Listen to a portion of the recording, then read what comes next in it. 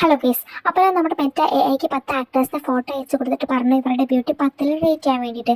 അപ്പോൾ ഇതാണ് എനിക്ക് എഐ തന്ന ടോപ്പ് 10 ലിസ്റ്റ്. 10ാം സ്ഥാനത്ത് മാത്യു തോമസ്.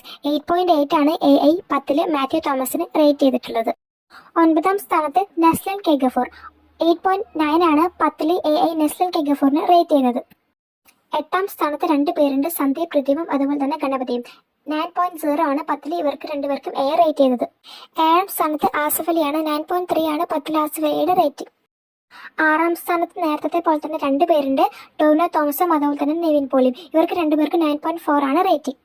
ഇനി നമ്മുടെ ലാലേട്ടന് 5ാം സ്ഥാനത്തോടെ 9.5 റേറ്റിംഗ് 10ൽ കൊടുത്തിട്ടാണ് എ കണക്കാക്കിയിരിക്കുന്നത്.